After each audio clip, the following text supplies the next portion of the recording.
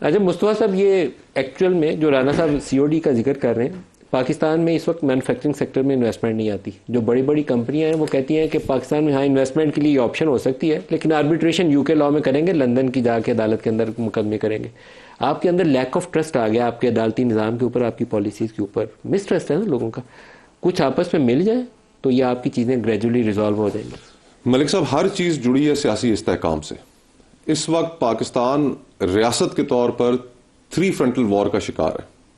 ایک بھارت کے ساتھ، ایک آپ کی طالبان کے ساتھ افغانستان میں، اور تیسرا جو انٹرنل فرنٹ ہے.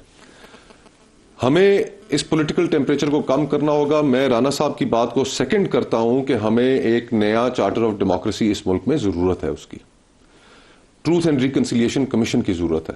ہمیں یہ دائروں کے سفر کو ختم کرنا پڑے گا. ہمیں سیاست کے اندر آپس میں بیٹھ کے ایک پولیٹیکل ڈائیلاگ کرنا ہوگا. آج بھی رانا صاحب یہ بات کہہ رہے ہیں کہ عمران خان صاحب بیٹھنے کے لیے تیار نہیں ہے. عمران خان صاحب کو میں تحریک تحفظ آئین کا حصہ ہوں. میں آپ کو یہ بات کیٹیگوریکلی یقین کے ساتھ کہہ سکتا ہوں کہ عمران خان صاحب کو اپنے لیے کوئی سیاسی فیور نہیں چاہیے. تحریک تحفظ آئین کے پلیٹ فارم سے ہم آپ کے ساتھ انگیج کر سکتے ہیں، بیٹھ سکتے ہیں، اور ہم نے بھی گفتگو آپ کے ساتھ سیاسی ڈائیلاگ کرنا ہے، پولیٹیکل چارٹر کے اوپر گفتگو کرنی ہے.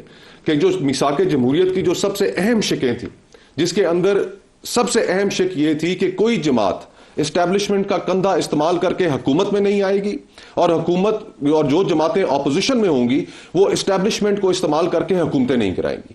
یہ جو نقطہ تھا، اس نقطے کے اوپر آج ہمیں بیٹھ کر دوبارہ ری وزٹ کرنے کی ضرورت ہے.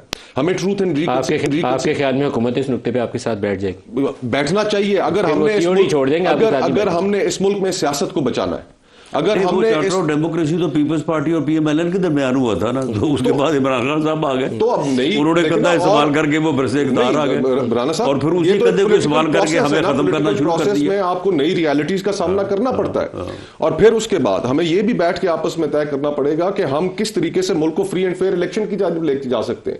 جو 2018 میں ہوا RTS کا فیلئر ہوا، وہ غلط تھا.